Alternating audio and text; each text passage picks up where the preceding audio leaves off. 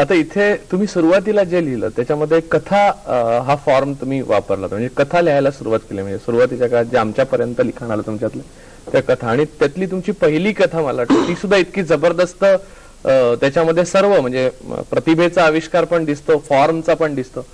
त्या कथा प्रकार हा तुम्ही ठरवून निवडला की कारण नंतर तुम्ही ज्या तुमच्या सगळ्या एक्सप्रेशनचा फॉर्म म्हणून तुम्ही नाटक निवडलं, पण अगोदर कथा असं ठरवलं होतं का तुम्ही की आपण? असं काय नाही. पहिली कथा मी कशी लिहिली, मी वर्तमानपत्रामध्ये उपसंपादक होतो. माझा जो बॉस होता त्याच्याकडे त्या वर्तमानपत्राचा दिवाळी अंकाचं संपादन होतं. त्यानं मराठीतल्या एका प्रसिद्ध लेखकाला, कथाकाराला, व्यंकटेश माडगुळकर, त्यांनाही पत्र पाठवलं होतं आणि ते कथा पाठवणार होते. आणि बाकी सगळा अंक तयार झाल्यानंतर त्यांनी पत्र पाठवलं की मला काही कथा पाठवता येत नाही. हे ते पत्र त्याला मिळालं तेव्हा मी माझं काय वृत्त विभागातलं काम करत बसलो होतो मुकाट्यानं, आणि तो समोर होता. तो समोर ते पत्र वाचून त्याला पेच आला, आता शेवटच्या घटकेला काय करायचं. पण तो विचार करत होता. मी विचारलं काय झालं, मग त्यानं त्याची परिस्थिती सांगितली. ती सांगताना तो माझ्याकडे बघत होता. त्याच्या डोक्यात काय आलं कुणाच ठाऊक. तो मला म्हणाला तू का लिहित नाहीस एक कथा. तर मला मुळातच माझ्याकडे कोणीतरी असं विचारलं की नाही म्हणायची माझी इच्छा नसते. असं मी म्हटलं मी प्रयत्न करतो. आता प्रयत्न करतो. घरी माझी राहायला घर नव्हतं वगैरे अशी सगळी अवस्था होती. वेळ झाला नाही. त्याची अपेक्षा होती दुसऱ्या दिवशी मी कथा बिथा घेऊन येणार, तर मी सकाळी आपल्या सकाळची पाळी म्हणतात ना त्याला, ड्युटी, त्याला आलो. तर तो अपेक्षानं बघत होता. म्हटलं नाही बा मला नाही लिहायचा. तो वाईट टाकला. हे आमचे संपादक तेव्हा श्रीराम दिवलकर म्हणून होते.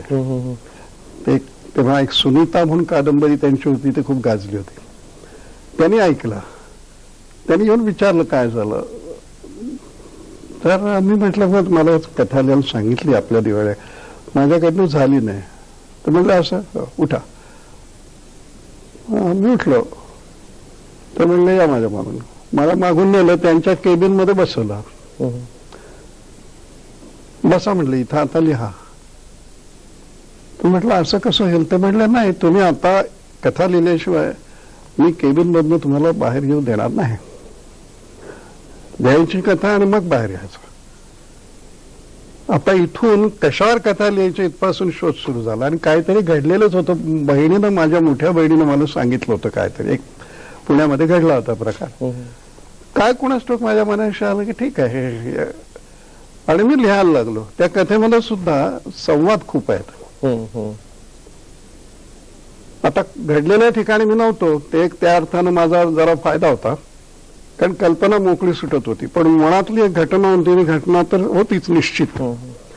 मी लिहित सुटलो आणि सोपी होती लिहायला. 2 माणसांची गोष्ट होती ती, आणि एका जवळजवळ एका भेटीतलं सगळं होतं ते. त्यामुळे मी आमच्यावर कोण प्रेम करणार म्हणून ती गोष्ट आहे. मी लिहित सुटलो. आणि तेव्हा ते कंपोज व्हायचं होतं सगळं ना, बरोबर वेळ नव्हता. तर माझी काही पानं झाली की ते आमचे कंपोजिटरचे जे मुख्य होते ते यायचे, ती पानं घेऊन जायचे. त्यामुळे मागं काय लिहिलंय मला पुढे बघता येत नव्हतं. पण आता काय सुटका नव्हती लिहायची, म्हणून मी लिहित होतो. काय झालंय ते मला कळत नव्हतं. मग मध्ये पुन्हा एकदा असं टकटक झालं. मला वाटलं हे आले पुन्हा का. ते म्हटलं मी जरा वेळाने या. तर ते होते प्रूफ करेक्टर, आणि ते प्राथमिक शिक्षक होते. ते फावल्या वेळात आमच्याकडे रात्रपाळ्या वगैरे करायचे. तर ते म्हटले नाही मी अमुक अमुक आहे, मी जरा आत येऊ का. म्हटलं या काय झालं. मला वाटलं मी काहीतरी गोंधळ करून ठेवला. तर ते आत आले म्हणाले की या गोष्टीचा शेवट काय आहे तुमच्या. ते दाद आहे. मला अजून तो क्षण आठवतो. मी चकित होऊन त्यांच्याकडे बघत होतो. मग लक्षात आलं की काहीतरी बरं होत आहे. उरलं लिहिलं दिलं. अशी पहिली कथाही माझी अशी झाली. आणि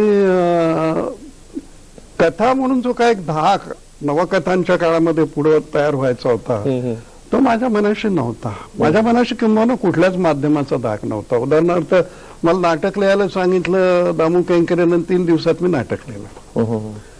पण म्हणजे असं कधी झालं नाही की तुम्ही हे आपल्याला सुचलेलं आहे, त्याचं माध्यम हे आहे, कथा आहे, याचं माध्यम नाटक आहे असा विचार करायला अवसर पण नाही, त्याच माध्यमात माझ्याकडे मागणी यायची, त्यामुळे काय इलाजच नव्हता. मला कोणी सांगितलंच नाही की गाणं करून द्या, काय मी त्या नाही म्हणायचं नाही, एवढं होतं. त्यामुळं काय जे ते आपण आपलं बरं वाईट जे काय ते प्रयत्न करू असं माझं उत्तरच आहे. ठीक आहे, प्रयत्न करतो. पण हे आतमध्ये तुमच्या कसं होतं, म्हणजे आत्मविश्वास ही पहिल्या कथेची जी गोष्ट आहे, खरं म्हणजे मूर्खपणा आणि आत्मविश्वास याच्यामध्ये फार अस्पष्ट रेषा आहे. आपल्याला एखाद्या माध्यमाचं उत्तम काही माहित नसलं की काही आपण करतो ना. आपल्याला काय गोष्ट पाहिजे ना, गोष्ट घ्या, नाटक पाहिजे, नाटक घ्या, असं व्हायला लागतं ना. मला असं वाटतं की असं झालं. तू आता त्या पहिल्या गोष्टीला जी विशेषणं लावलीस, मला असं वाटतं की काय म्हणजे ती आजही वाचता. कारण आज तो संग्रह वाचल्यानंतर ती पहिली गोष्ट लोक मला मुद्दाम सांगतात की ती फार चांगली. आता ती पहिलीच गोष्ट आहे सांगितल्यावर त्यांना आश्चर्य वाटतं. पण मला असं वाटतं की एक तर तुम्हाला एक माध्यम कळल्यानंतर तुमची परिस्थिती आणखी अवघड होत जाते. पूर्ण म्हणजे काय माहित नसताना एकदम माझ्या डोक्यात काहीतरी एक मार उडी असं म्हटलं, मग उडी मारणार ना मी, मग बुडेन की काय होईल ते होईल. पण मला कळायला लागलं की पूर्ण म्हणजे काय, हे बुडायला होतं, अमकं होतं. मग मी 10 विचार करेन की मारू की नको मारू उडी. मला दिसतं ते असं दिसतं माझ्या बाबतीत की मला काहीही ही जबाबदारीची जाणीव न होता मी त्यामध्ये उड्या मारत गेलो, जर सिनेमाचंही झालं.